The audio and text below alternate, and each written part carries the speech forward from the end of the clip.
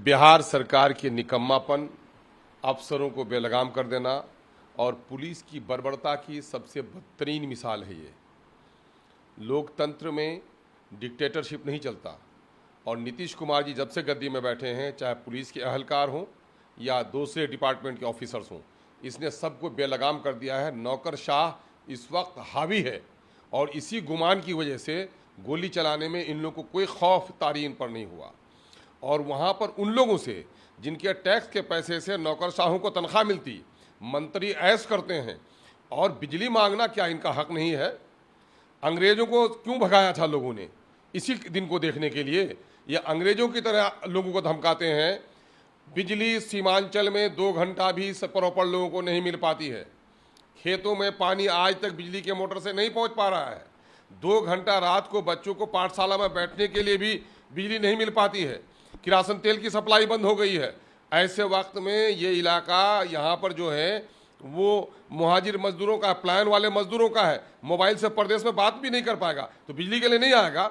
Over billing, तार टूटे हुए, ट्रांसफार्मर जला हुआ, पोल उखड़ा हुआ, बिजली की लच्चर व्यवस्था है। लोग आए, उनको आश्वस्त करना था और उनको डंडे से मार लेते थे आप, उन पर पानी का छिड़काव कर देते, उन पर टीयर गैस से उनको भगा देते।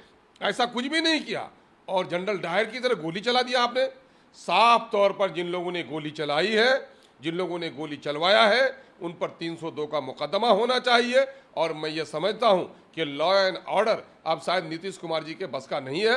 उनके सरकार का इकबाल बिल्कुल ख़त्म हो गया है और मरने वाले के परिवार को कम से कम 50 लाख रुपए का हर्जाना दिया जाए और साथ ही जो लोग वहाँ पर इस कर्म में शामिल रहे हैं उनको सज़ा दी जाए और फौरी तौर पर जो वहाँ पर जितने CCTVs लगे हुए हैं, तमाम तर CC कैमरा को जब्त किया जाए ताकि छेड़छाड़ नहीं हो।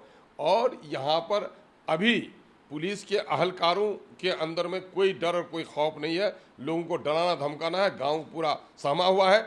DGP साहब रिपोर्ट का इंतज़ार में बैठे हुए हैं। किस रिपोर्ट के इंतज़ार में बैठे हुए हैं?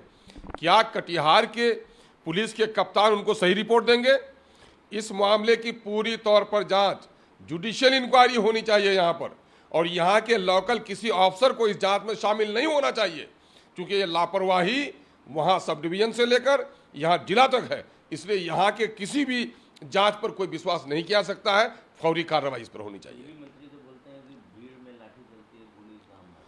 भाई बिजली मंत्री विद्वान आदमी हैं, हमने कल भी कहा है। वो अपने आप को जवान दिखने के लिए असेंबली के बाद जाकर के हॉस्पिटल में आराम करते हैं जवान बनने के लिए, और इस तरह का तुगलकी फरमान वो कहते हैं गोली चलनी चाहिए। तो इसके माने वो लोकतंत्र में नहीं जी रहे हैं। ये लोग नाम लेते, किस मुंह से नाम लेते हैं ये लोग जयप्रकाश नारायण जी का?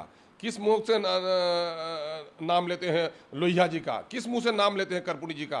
क्या इन लोगों का आदर्श यही था कि लोगों पर गोली और डंडे चलाए जाए? ये लोकतंत्र है? लोकतंत्र को इन लोगों ने, ये लोग सत्ता के गुरूर नशे में हैं और नशे में इस तरह की भाषा बोलते हैं। आज तक बिजली मंत्री किसी क्षेत्र का जाकर आज तक आकलन नहीं किया कि बिजली की स्थिति क्या है वहाँ पर, है ना। वो आम जनता के सरोकार से कोई ताल्लुक नहीं है, उनके मसाइल से कोई ताल्लुक इनका नहीं है। वो पटने में ही बैठ करके राजकाज चलाने का काम कर रहे हैं। ये बड़ा खेदजनक शब्द जो माननीय मंत्री ऊर्जा ने कहा है, इसकी हम निंदा करते हैं। 24 घंटे में होनी चाहिए। नीतीश कुमार की गुड गवर्नेंस कहाँ?